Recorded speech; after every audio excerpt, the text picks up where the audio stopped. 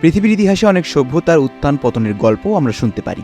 বিভিন্ন সময় এই সভ্যতার আবিষ্কৃত প্রত্নতাত্ত্বিক নিদর্শন এবং তাদের কিছু কিছু লেখা থেকে আমরা তাদের অস্তিত্বের কথা জানতে পারি। কিন্তু প্রাগৈতিহাসিক সময়ের যেসব সভ্যতা ছিল বা প্রাগৈতিহাসিক কালের পরেও যেসব সভ্যতার লিখিত ইতিহাস পাওয়া যায় না, সেসব সভ্যতা সম্পর্কে আমাদের একমাত্র ভরসা হচ্ছে প্রত্নতাত্ত্বিক নিদর্শন, আর্টিফেক্ট তথা হস্তশিল্পের উপাদান, তাদের নির্মাণ শিল্পের বৈচিত্র্য ইত্যাদি। পৃথিবীর বিভিন্ন স্থানে বিভিন্ন সময়ে সভ্যতার জন্ম হয়েছে। কালের বিবর্তনে সময়ের নিয়ম মেরে তারাও সময়ের সাথে হারিয়ে গেছে।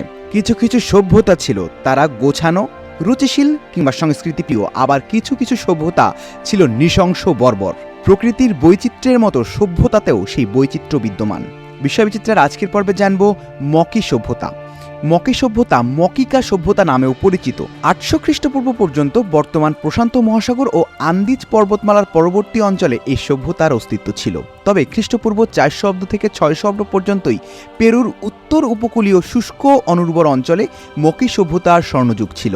মকি নামের একটি নদী উপত্যকা অনুসারে এদের নামকরণ করা হয়েছে বলে ধারণা করেছে প্রত্নতাত্ত্বিকরা।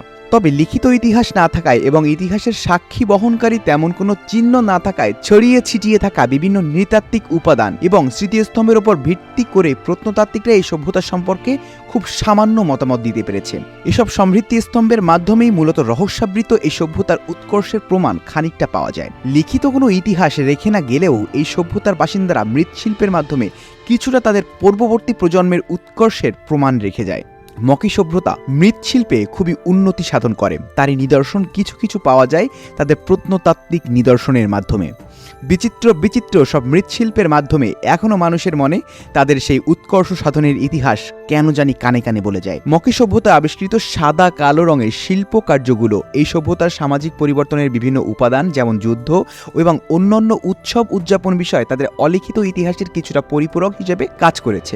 এত কিছু সত্ত্বেও এই মকি সভ্যতায় একটি কলঙ্ক ছিল, যেমন করে চাঁদেরও একটি কলঙ্ক আছে। এই কলঙ্ক হলো এই বাসিন্দাদের অতি মাত্রায় ধর্মীয় গোঁড়ামি এবং এ থেকে উদ্ভূত যুদ্ধ বিগ্রহ সমূহ ইতিহাসবিদদের কাছে সভ্যতাটিকে অনেকটাই কলঙ্কিত রূপে চিহ্নিত করেছে। প্রাচীনকালে অন্যান্য অনেক সভ্যতার মতোই ধর্মীয় যেসব গোঁড়ামির কারণে বিভিন্ন সময় রক্তক্ষয়ী যুদ্ধের সূচনা হতো, মকি সভ্যতাও তার ব্যতিক্রম নয়। সামান্য সামান্য কারণে ধর্মীয় অনুভূতিতে আঘাত লাগলেই তারা যুদ্ধে লিপ্ত হতো। শুধুমাত্র যুদ্ধ নয়, তারা তাদের ধর্মীয় গোঁড়ামিকে একটি অন্য মাত্রায় নিয়ে গিয়েছিল। মকি সভ্যতায় দেবতাদের কাছে শিশু উৎসর্গ করা ছিল অনেকটা ডাল ভাতের মতো, অর্থাৎ দেবতাকে তুষ্ট করার জন্য নরবলি এখানে খুবই সিদ্ধ একটি প্রথা ছিল। শুধুমাত্র নরবলি নয়, এখানে দেবতাকে খুশি করার জন্য সদ্যজাত শিশুকে উৎসর্গ করা হতো। আমরা অনেক সভ্যতায় এই ধরনের বলি, উৎসর্গ ইত্যাদির নিদর্শন পাই। তবে মকি সভ্যতায় দেবতার কাছে শুধুমাত্র যেন শিশুই প্রিয় ছিল, অর্থাৎ মকি সভ্যতার বাসিন্দারা বিশ্বাস করত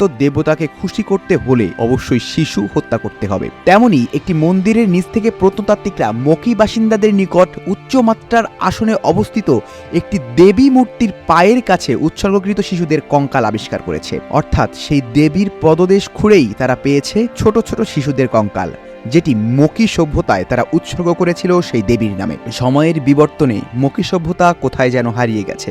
তবে প্রত্নতাত্ত্বিকরা মাটি খুঁড়ে বিভিন্ন নিদর্শনের প্রমাণ পেয়েছে, যেটি এই মকি সভ্যতা সম্পর্কে আমাদের খুবই কিঞ্চিত ধারণা দেয়। তবে সঠিক তথ্য বা চিত্র মানুষের দ্বারা কখনোই ধরা সম্ভব নয়। সময়ের বিবর্তন সেই মকি সভ্যতাকে নিঃশেষ করেছে সময়ের সাথেই। আধুনিক বিজ্ঞান হয়তো নতুন কোনো প্রযুক্তির মাধ্যমে আরও বেশ কিছু তথ্য জানতে পারবে, তবে মকিদের সম্পর্কে বিস্তারিত তথ্য জানা অসম্ভব এবং এটি সময়ের নিয়ম।